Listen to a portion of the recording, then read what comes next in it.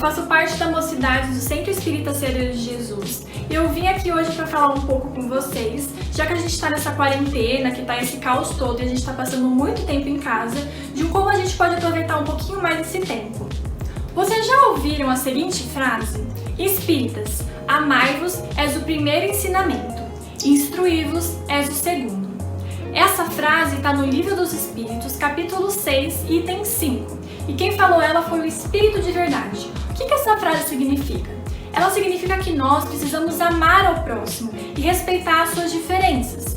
Só que, como que a gente vai amar? Como é que a gente vai chegar a isso? E aí, através da instrução, através do aprendizado.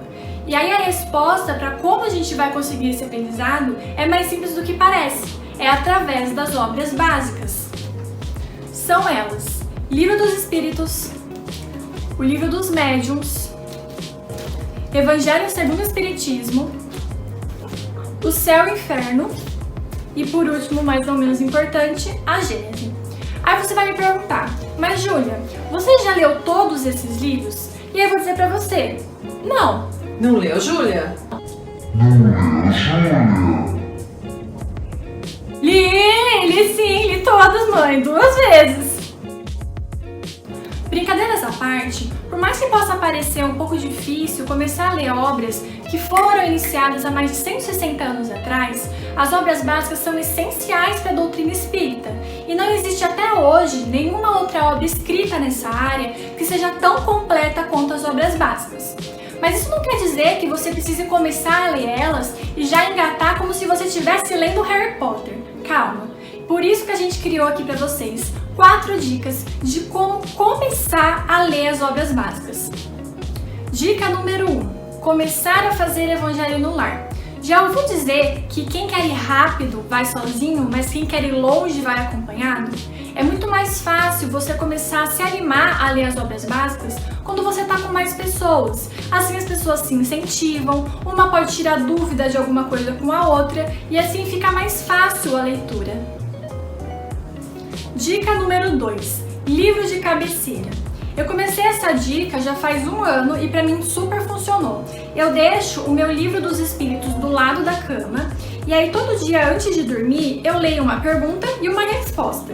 Então olha só, já faz 1 ano que eu comecei isso e eu já li praticamente 1/3 do Livro dos Espíritos. E você nem percebe, porque você lê um pouquinho cada dia e aí quando você vê você tá longe. E assim, gente, não leva nem 5 minutinhos. Quem não tem 5 minutinhos todos os dias? E você deixa do lado da cama, você nem precisa levantar. Você pega ali do lado, lê uma pergunta e aí eu marco com post-it, tá vendo? Ó, eu coloco o post-it na pergunta que eu parei pra saber que pergunta que tá.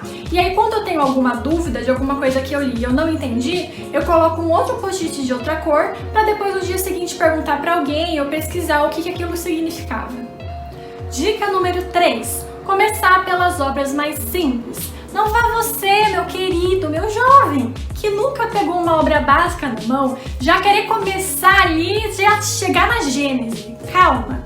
Por mais que as obras básicas não tenham uma ordem certa para serem lidas, é bom começar por algumas obras que são mais fáceis de entender, como por exemplo o Livro dos Espíritos ou o Evangelho segundo o Espiritismo. Se você quiser começar por outra, você até pode, mas é como se você, por exemplo, fosse assistir o último filme dos Vingadores sem nunca ter assistido um filme da Marvel antes. Você vai entender o filme, você vai entender que tem um começo, um meio e um fim, só que você vai entender muito melhor se você tiver assistido os outros filmes antes. Dica número 4. Outras obras espíritas.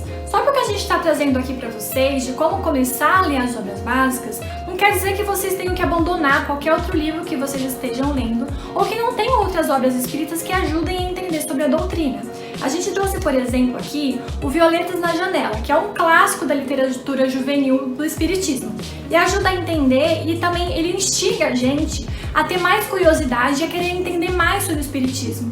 Se vocês quiserem, vocês podem buscar o pessoal da biblioteca do CRL de Jesus e perguntar para eles que obras que eles indicam. E tem também o Peixinho Vermelho, que a gente vai deixar aqui embaixo o link, caso vocês queiram acessar, porque agora na quarentena, para evitar ficar indo até o centro espírita, eles estão disponibilizando no site para vocês conseguirem baixar o Peixinho Vermelho. Você pode achar que o momento da pandemia não é o momento oportuno para começar isso, Mas quantas vezes na sua vida você já não criou desculpas para não começar a ler as obras básicas? Quando é jovem que nem eu, a gente tem escola, tem faculdade, tem vestibular, e aí a gente acha que não tem tempo para isso e que a gente tem ainda uma vida inteira pela frente e que a gente vai fazer isso depois. Mas aí a gente cresce, e aí a gente tem trabalho, tem filho para cuidar, tem casa para cuidar, e aí a gente acha que tem tanta coisa na nossa vida que a gente não consegue encaixar mais nada. E aí quando a gente fica mais velho, a gente já não tem aquele pique, já não tem mais aquela animação, e aí acha que já tá tarde demais para começar a fazer isso. Mas a questão é que a gente não pode ficar empurrando com a barriga e aí simplesmente nunca ler as obras básicas. Senão a gente vai chegar na hora do desencarne, vai olhar para trás e vai ver que a gente gastou toda uma encarnação de possibilidades em que a gente podia estudar, crescer, porque essa não é a função da encarnação, e a gente está aqui para viver e aprender para poder crescer enquanto espírito. E aí a questão é que a gente pode olhar para trás depois e perceber que a gente foi empurrando e nunca começou a ler as obras básicas. A questão é que nunca é tarde demais para começar, e jovens, também nunca é cedo demais. Então a questão é, o que você vai fazer agora? Se você estava esperando algum sinal do universo para falar para você, para começar a ler elas, a hora é agora.